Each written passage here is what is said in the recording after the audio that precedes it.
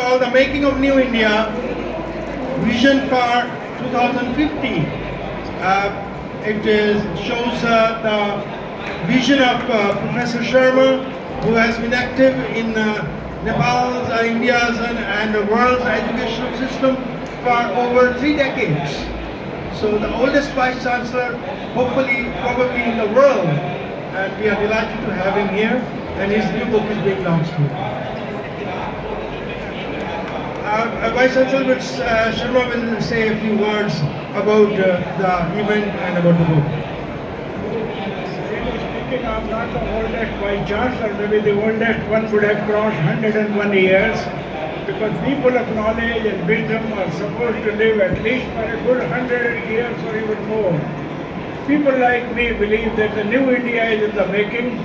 Being the senior most Vice Chancellor of this country, holding the position of Vice Chancellorship for 22 years, is a rare honor for a person like me, who has served IIT Delhi as a professor, Delhi College of Engineering as a principal for 20 years, Delhi Technological University as the founding Vice Chancellor, and also now with Amity University Gurgaon for many years. It's very important for us to ensure that the younger generation sitting on my left, and I purposely handed over the book to Madam here, coming from Jamia Millia Islamia, because it's very important for the young India to understand that a new India, our dream, is in the making. And no one else other than us, people like me, who may be classified as old, but people like you, whose future at this stage have to work together to create that India of our dream. हमें जो भारत बनाना है, सब में हम सबकी बहुत समर्थ भागीदारी होगी। ये भारत केवल इकोनॉमिकली स्ट्रॉन्ग नहीं, बल्कि ऐसे जनमानस का समूह होगा जो सही मायने में सुशिक्षित हैं, संस्कारित हैं, अनुशासित हैं और साथ में आपस में भाईचारे के साथ मिलजुल कर रहने का महत्व समझते हैं। Those who understand the meaning and purpose of living on this planet Mother Earth as musafir, that we are here as a part of a journey. It could be 100 years or even less than that, depending upon how you conduct yourself. इस 100 साल के जीवन में एक मुसाफिर की तरह मिलजुल करके आपस में आत्मीयता का भाव रखते हुए, एक दूसरे का सहयोग करते हुए, एक दूसरे को मदद करते हुए, एक दूसरे की सेवा करते हुए, देश की और राष्ट्र की सेवा के साथ, विश्व के जन कल्याण की भावना के साथ सही मायने में नए भारत को बनाने के लिए हमें कोशिश करना है। This India has to be India of a dream where people are law-abiding. I do not want people to be jumping on the street like monkeys as they currently do while driving their vehicles. I do not want to see a society which does not understand and obey the meaning and purpose of law. हमारे देश में कानून को धर्म माना गया था। In fact, the laws were considered to be as pious, as reverent as our dharma itself was.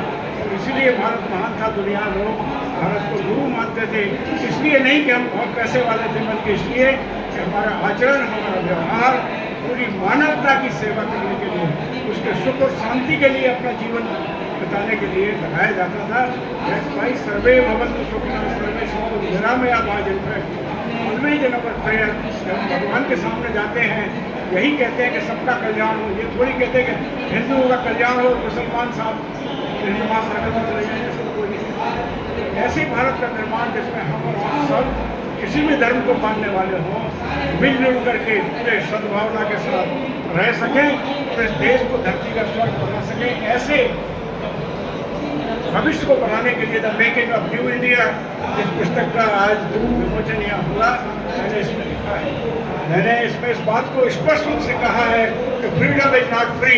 हम समझते हैं कि हमें फ्रीडम के पूरे अधिकार होना चाहिए। अधिकार उसको है जो अपनी फ्रीडम को पूरी जिम्मेदारी के साथ, पूरी तपस्या के साथ निभाता है। You have no right for freedom if you have no sense of responsibility and accountability. Freedom is not free. Freedom is liberty at a cost, and the cost it demands of Anushasan, of law-abiding citizenship, of understanding the value and worth of our existence in harmony with nature, as well as connecting with each other with Atmita. This is what हमारी आज अस्पतालों में भीड़ लगी हुई है, लाखों की तादाद में लोग अस्पताल की तरफ दौड़ रहे हैं। ये हमारा भारत थोड़ी है हमारा भारत तो वो था, my mother lived for 101 years. She never went to hospital ever. And she lived a happy and healthy life for 100 good years without going to hospital.